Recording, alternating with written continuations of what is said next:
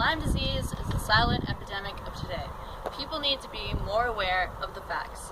Raphael B. Stricker and Lorraine Johnson state in their article, Lyme Disease Call for a Manhattan Project to Combat the Epidemic, that Lyme disease is the most common tick-borne illness in the world today.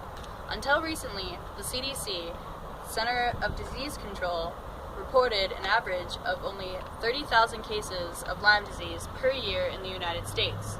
3 preliminary CDC studies, however, have indicated that the true incidence of Lyme disease may be greater than 300 cases and as high as 1 million cases per year in the United States. That makes it at least 6 times more common than HIV or AIDS. Now that I truly have your attention, let me explain in more detail. Lyme disease is caused by a bacteria contracted through a tick bite. This bacteria is known as Borrelia. Its spiral shape allows it to dig through your body wherever it pleases and cause damage.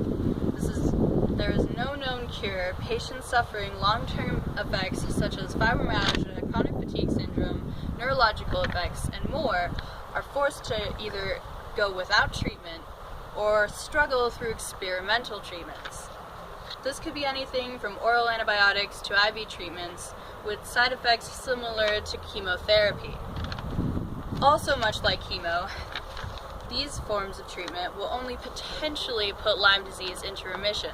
It will not cure it. The narrator of Dr. Phil McGraw's television show explains Brooke, a guest star who used to be a model, and her experience as a near-fatal battle with Lyme disease, one that would last more than a decade and begin in a split second. And later states her diagnosis wouldn't come for 7 years. Despite 7 positive spinal taps, her blood tests kept coming back negative. A staff member, Kathy, on the Dr. Phil show, also struggles with 4 different strains of Lyme disease. On the show, Dr. Phil has Dr. Paul Awarter share his thoughts on why he believes persistent cases of Lyme disease do not exist after the initial antibiotic treatment. Some doctors, such as him, do not recognize chronic Lyme disease. Doctors who are brave enough to treat Lyme disease might even lose their license after giving patients long-term treatment due to the doctors who do not believe in persistent Lyme disease reporting them and taking them to court over it. This lack of recognition brings the controversy to this specific disease. Our government is ignoring those sick with Lyme disease. The Tick-Borne Disease Association, also known as the TBDA, a national non-profit organization dedicated to awareness, even reports that the CDC, the Center of Disease Control, has publicly stated that Lyme disease strikes 300,000 people each year, affecting 10 times more victims than previously reported. David Roth, co-chair of TBDA and managing director of Blackstone Real Estate Group, states, furthermore, given the methodology the CDC used to determine its report of 300,000 cases annually, it is likely that the actual number is much higher. In addition, the estimate fails to include those infected with other tick-borne illnesses, such as babesiosis and the Powassan virus, which also cause debilitating symptoms and in some cases death. Roth then goes on to tell us, currently there is no fully reliable diagnostic test for tick-borne diseases, so those infected often spend months and in many cases years searching for the cause of their illness. Some never find out, they just continue to suffer. Lyme disease can be very difficult to put into remission. A common thing that happens is herxing. Ginger, a victim of Lyme disease, explains in her blog, as a Lyme patient undergoes treatment and endures a herx, sometimes called a healing crisis, they need a lot of extra support. It has been compared to chemotherapy because the body is literally being poisoned in order to heal. herxing can be unbearably painful and last anywhere from a short amount of time to several years. Here is a video I made of a Lyme disease patient, Heather. Her herxing symptoms are very explicit, and I warn you, this video is hard to watch. Heather, you woke up today feeling... ... you fill in the blank.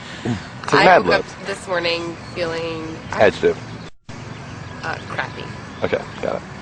Okay, so then we took supplements. And that's the part where it goes downhill, because the more I ate them, the more I went bye-bye. And then... Describe bye-bye. Bye-bye means... describe bye-bye. When you try your best but you don't succeed. When you get what you want but not what you need. When you feel so tired but you can't sleep. Stuck in rivers,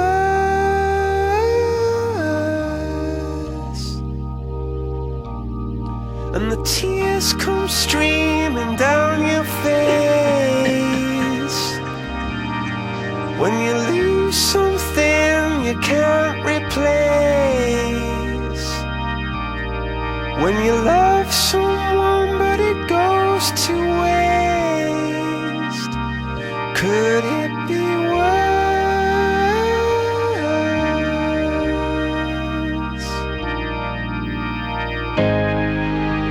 Lights will guide you home and ignite your bones, and I will try to fix you.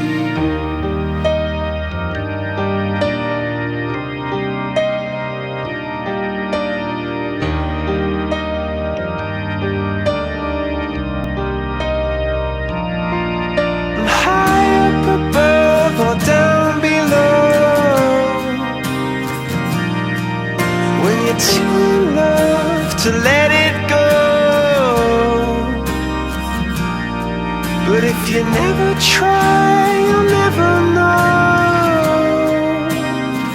just what you were.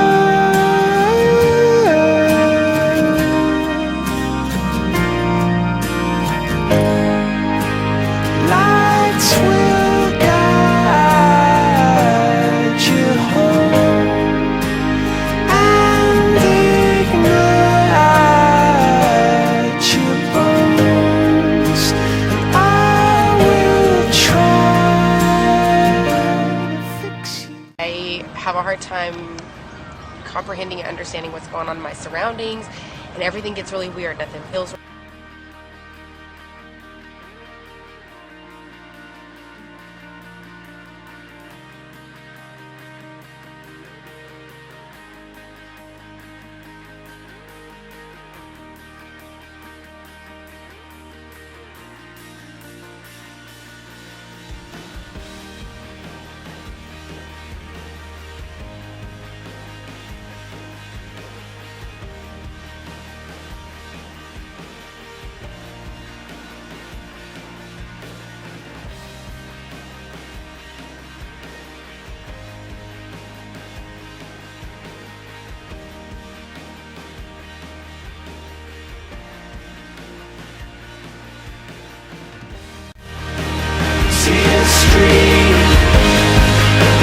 Your face.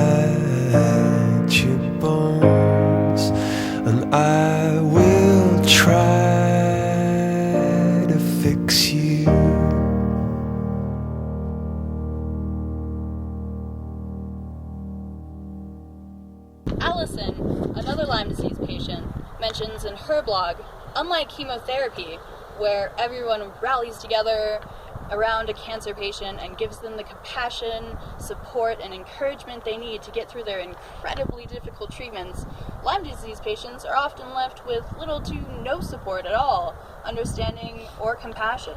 Instead of encouragement, Lyme disease patients are often met with hostility, especially in the medical field, negativity, and disbelief. Even when we are in excruciating pain, we often don't look sick, which sadly makes it hard for many people to have compassion. As David Roth so heavily stated, whether we want to face it or not, we live in a society with a healthcare system that lacks both reliable diagnostics for tick-borne diseases and therapeutics that work for those whom typically prescribed course of antibiotics fails. In short, the medical community is failing us, all of us, no matter where we live, no matter how old we are, and no matter what we do. There's no question about it, Lyme disease truly is our nation's largest silent epidemic. Help those fighting, make a change, and keep you and your family safe from Lyme disease by visiting bitebackforacure.org and get involved. Thank you for watching.